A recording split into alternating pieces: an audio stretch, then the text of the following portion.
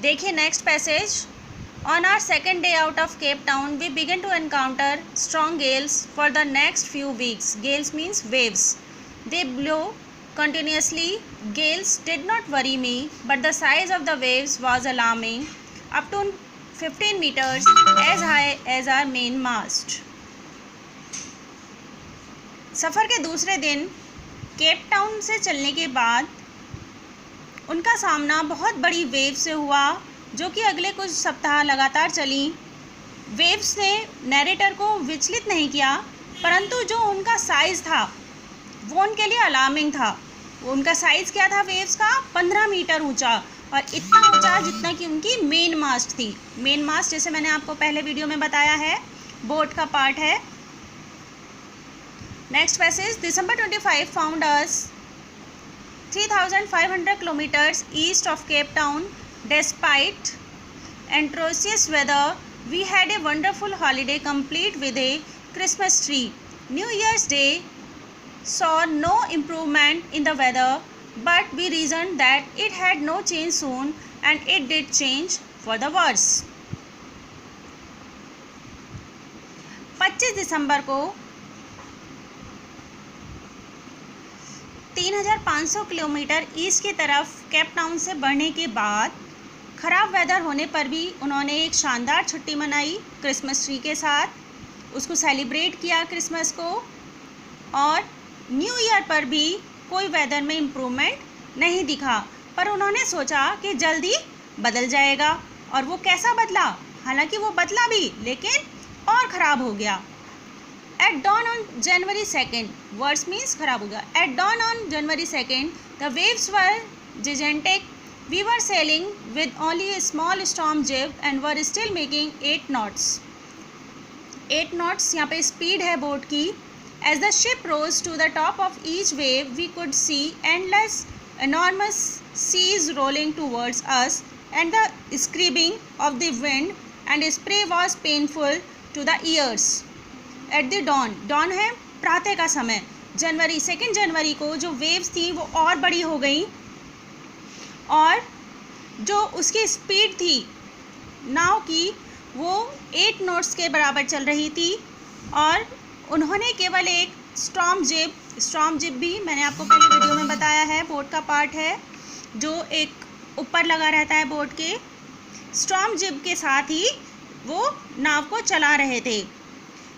जब नाव हम केवल एक छोटी स्टॉर्म के साथ चला रहे थे, और क्या हो रहा था? As a ship rose to the top, जबकि शिप उस वेव के टॉप पर पहुंच जाती, वी कुड सी, वो क्या देख पा रहे थे? वो उस समय टॉप पर पहुंचकर उन्हें दिखता था endless enormous seas rolling toward अस।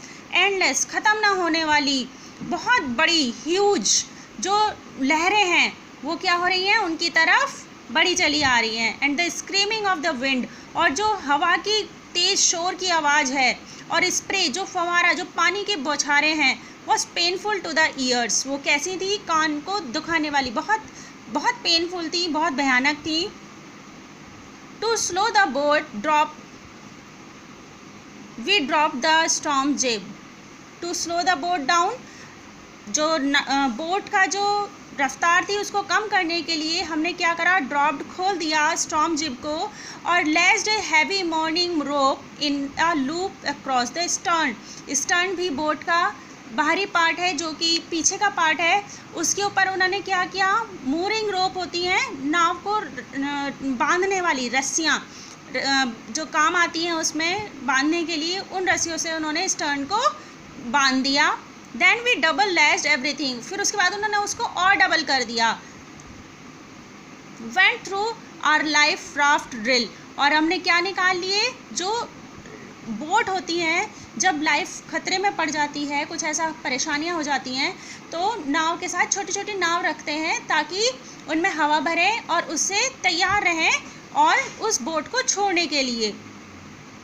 उन्होंने उन सब ड्रिल को करके देख लिया। Attach lifelines, donned oilskin, उन्होंने ऑयल स्किन पहन ली, and the life jackets, life saving jackets पहन ली, एंड वेटेड, और इंतज़ार करने लगे। ऑयल स्किन्स होती हैं जैसे कि आप बरसात के मौसम में रेनकोट पहनते हैं, उसी प्रकार जब हम बोट पर यात्रा करते हैं तो उसमें ऑयल स्किन्स रखी रहती हैं इस समय के लिए। जैसा कि अभी उनके सामने समय था, बहुत तेज़ रफ्तार थी, बहाव तेज़ था, पानी वेव्स बहुत बड़ी बड़ी थी, मौसम ख़राब हो रहा था, तो इसलिए उन्होंने ये सब चीज़ें अपनी जान बचाने के लिए पहन ली और इंतज़ार करने लगे।